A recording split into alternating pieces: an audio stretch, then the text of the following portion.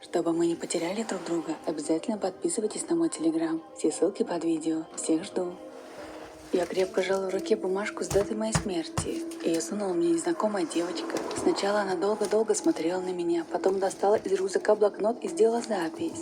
Возьмите. Обратилась ко мне девочка, протягивая вырванный листочек. В этот день вы можете погибнуть. Будьте аккуратны. Я раскрыла рот от удивления. Кто это вообще? Где ее родители? Почему ребенок в час ночи один на пригородной заправке? Мимо меня пролетела бабочка, обычная капустница. Бабочка, видели? Я думала, они спят ночью. Улыбнулась девочка. «Ты кто такая?» Наконец спросила я.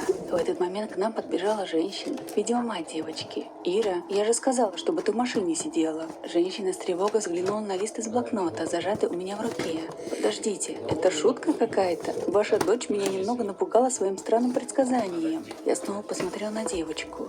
Простите, женщина была явно в курсе этой особенности своего ребенка. И будьте аккуратны в этот день. Нет, стойте, объясните мне, в чем дело. Как это возможно? Я не собирался оставаться в неведении. Женщина вздохнула и отмахнулась от бабочки, которая продолжала кружить вокруг нас. Можете не верить, но Ира особенная девочка. Она видит, чувствует и знает больше, чем другие. Кто ей это сообщает, я не знаю. Да и она сама не знает. Ира предостерегает, кого-то направляет, подсказывает, сообщает о важных судьбоносных событиях.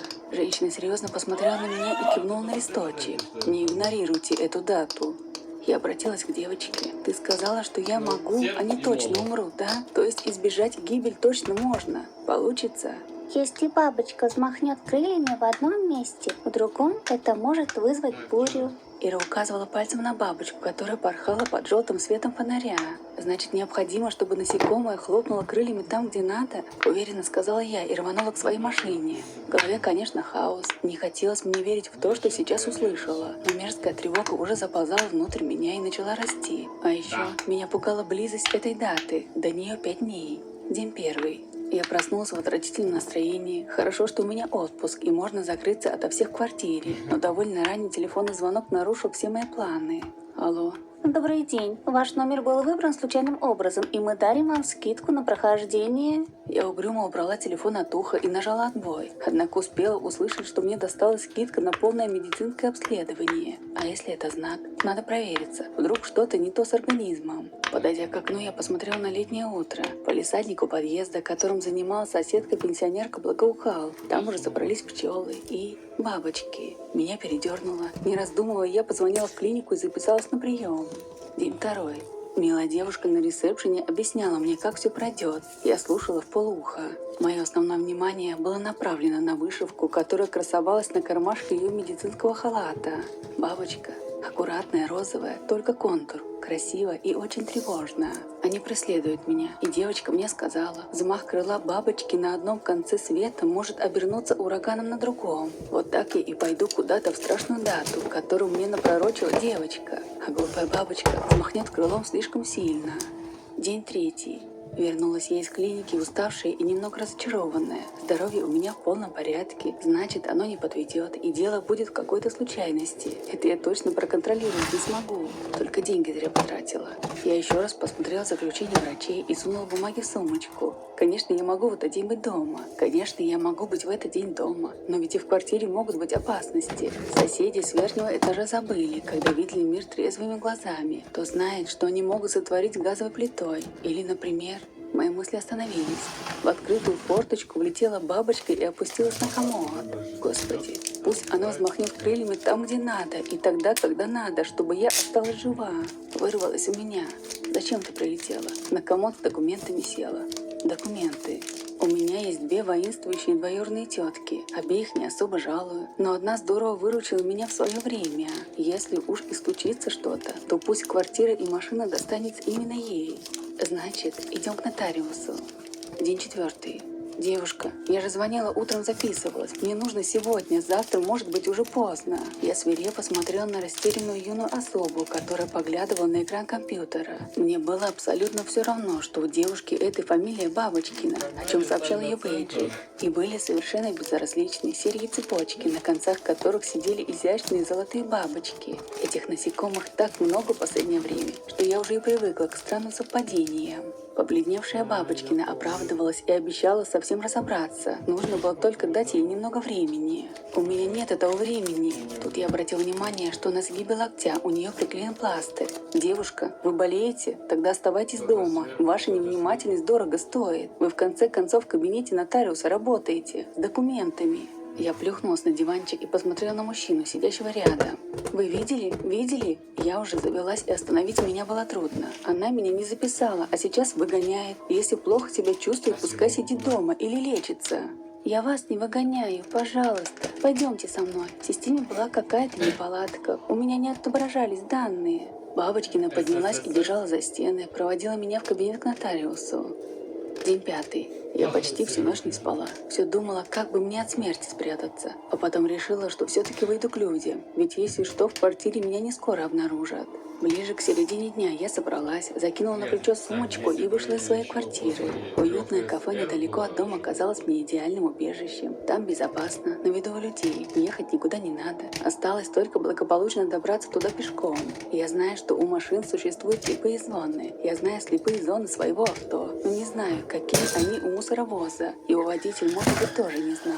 Плохо все помню. Сознание возвращалось лишь на мгновение, а потом я опять падала в темную бездну. Иногда до меня доносились слова и фразы врачей. Из-за этого звукового массива я поняла, что мне нужно срочное переливание крови. Мне удалось открыть глаза. Просто хотелось доказать им, что я жива и что мне обязательно нужна помощь. Но вместо лиц я увидела бабочку. Она порхала надо мной, словно хотела остудить мою горячую агонию.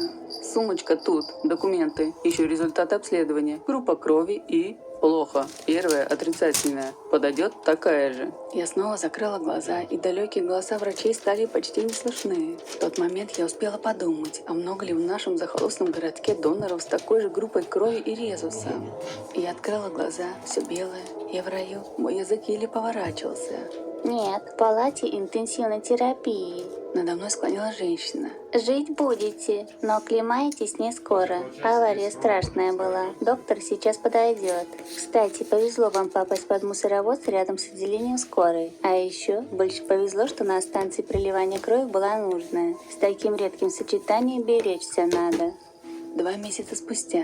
Мне кажется, что после этой аварии я очень изменилась. По-другому смотрю на мир и людей. Просто понимаю, какая наша жизнь хрупкая. Понимаю, что бабочка может не взмахнуть крылом или взмахнуть, но не там. Прогуливаясь как-то перед сном, я догнала девушку, которая очень медленно шла и говорила по телефону. Знакомые серьги, нити с бабочками заставили меня сбавить шаг и дождаться, когда Бабочкина закончит свой разговор. «Простите, добрый вечер. Вы меня, наверное, не помните». Наконец обратилась я к девушке. «Я была у вас в нотариальной конторе, помните? И позволила себе накричать на вас. А вы тогда, видимо, из больницы пришли. Пластырь на руке был. Простите меня, простите, пожалуйста». «Помню вас. Не переживайте. Все нормально. Я понимаю». Заулыбалась девушка и затараторила. «У нас всегда в офисе немного нервно. Да я сама виновата. Договорилась с коллегой, что отработаю за нее. Не выйти не могла. А за пару дней до этого ко мне девочка какая-то подошла. Бумажку сунула. Говорит, вот в этот день нужно кровь сдать. Понимаете? Я донор. Решила когда-то, что могу им стать, и стала. А почему нет, если могу? У меня первая отрицательная. Меня все ждут. Я обычно отгул в такой день беру, а тут коллегу подменить надо было. Но девочка такая проникновенная оказалась, у меня просто не получилось проигнорировать ее наставление. Тем более, мне медсестры, знакомые со станции, всегда говорят: «Бабочкина прилетела, жизнь кому-то спасти». «Бабочкина, да вы же...» Я рассмеялась и расплакалась одновременно, крепко обняла девушку и смачно чмокнула ее в обе щечки. «Вы ведь мне жизнь спасли!»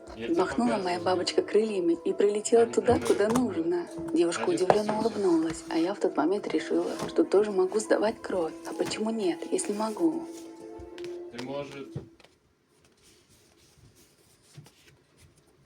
Эта история произошла на самом деле. Многие, кто пробывал в этом лесу, рассказывают одно и то же. Они даже слышат одно и то же, но не все возвращаются. Потерянные дети. «Пойдем, нам нужно вернуться в палатки, уже слишком темно!» — крикнула мне вслед Тейлор. Я остановился и повернул голову, чтобы увидеть ее. Она была на вершине лесного холма, где мы решили разбить маленький лагерь с нашими друзьями.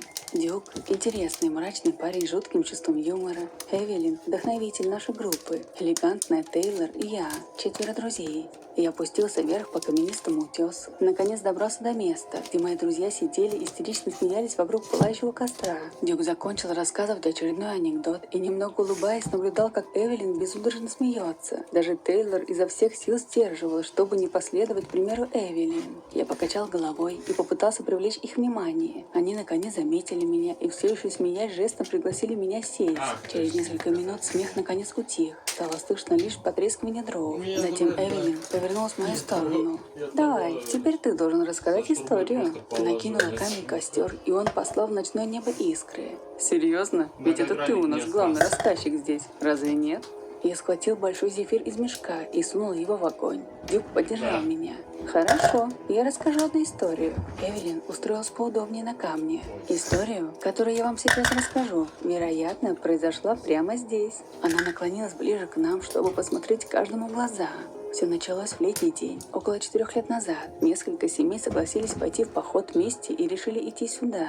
Они пробрались через лес, в то время как их дети бегали вокруг и весело смеялись. Они поставили палатки на полянке, 4 взрослых и 12 детей. Вечером дети отправились спать, в то время как взрослые сидели напротив костра, так же, как и мы, прямо здесь и говорили приглушенным голосом, чтобы не разбудить детей. В полночь они затушили костер и направились в свои палатки. В 4 утра одна женщина проснулась, чтобы проверить своих детей. Она пробралась к палатке, где спали дети, аккуратно расстегнула дверную молнию и осторожно заглянула внутрь. Дети лежали в своих спальных мешках, глаза закрыты. Некоторые свернулись друг против друга. Они равномерно и медленно дышали, и она застегнула молнию на палатке обратно. На полпути женщина почувствовала какую-то тревогу и решила вернуться к детским палаткам. Она вновь расстегнула молнию на входе и заглянула внутрь. Ее охватил ужас. Дети исчезли. Остались только спальные мешки, а сами дети как будто растворились. Она судорожно побежала будить остальных взрослых. 2 мужчин подбежали к палатке и открыли ее, чтобы понять, что это было действительно так. Им удалось собрать 2 поисковые группы и отправиться в лес, громко крича имена своих детей. Ничего. Они искали несколько часов. Вскоре солнечные лучи уже стали пробиваться сквозь деревья. Опустошенные, еле волоча ноги, они вернулись обратно в лагерь. Некоторые просто стояли в шоке, глядя куда-то вдаль. Наконец, один из мужчин подошел к детской палатке, и все услышали его удивленный возглас. Они кинулись к палатке и были в шоке от увиденного. Там спокойно лежали дети, как будто никуда не исчезали. Взрослые решили ничего не говорить об этом детям, чтобы не пугать их. Быстро собрав вещи, они отправились домой. Детский смех разносился по лесу. Они прыгали, бегали за деревьями, играли друг с другом. Все было хорошо. Постепенно дети убегали все дальше и дальше, однако взрослые слышали их смех. Лес стал заканчиваться, и впереди показалась полянка. Когда взрослые наконец вышли на поляну, они остолбенели. Дети исчезли, но они все еще слышали их смех рядом. Они обыскали все, но ничего не нашли. Постепенно смех стал затихать и сошел на нет. Взрослые вызвали спасателей, поисковые вертолеты, полицейские с собаками. Добровольцы еще долго обыскивали лес, но детей так и не нашли. Эвелин замолчала, и тишина навалилась на наш лагерь. Я со страхом посмотрел в глубину темного леса, прислушиваясь. И в этот момент я услышал далекий детский смех.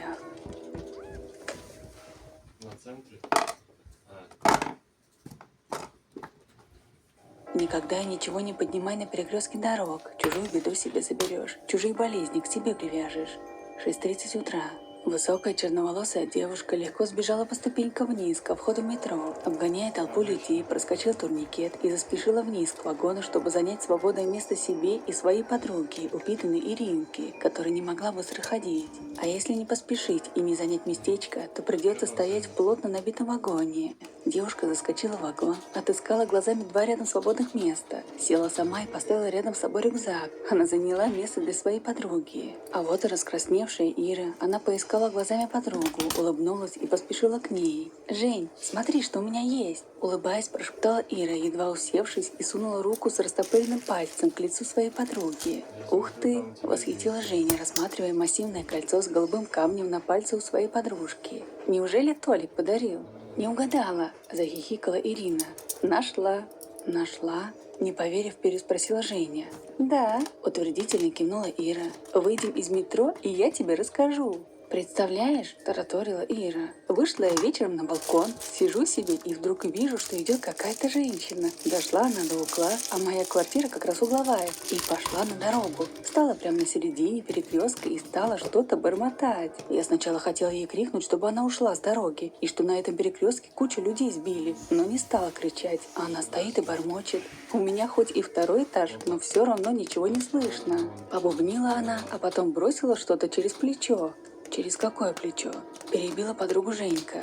«Да не помню», – ответила Ира. «Какая разница?» Так вот, бросила она что-то, а это что-то зазвенело, а она повернулась и ушла. Я вслед ей смотрела. Она наш дом перешла, потом следующий. И если не ошибаюсь, то она в третий дом, где ты живешь, туда пошла. А я спустилась и стала искать то, что она бросила, и нашла вот это кольцо. Классно? «Так ты его подняла и взяла себе?» – ужаснула Женька. «Нельзя брать вещи на перекрестке. Тем более при тебе его какая-то тетка бросила, да еще и шептала что-то». «И чё?» – фыркнула Иринка. «Мне бабушка говорила, что нельзя ничего на перекрестках брать», – завопила Женька. «Чужое горе себе заберешь, и чужие болезни. Ты все возьмешь на себя, понимаешь? Ты должна избавиться от кольца». «Ага, сейчас», – огрызнулась Иринка. «Вот просто так возьму и выброшу золотое кольцо. Ты чё?» «Ну и глупая ты, Ирка», — в сердцах сказала Женька. «Пожалеешь ведь». «Слушай», — перебила подругу Ирина, — «если завидуешь, то завидуй молча». Женя ничего не ответила и молча шла рядом. Надеюсь, с ней ничего не произойдет.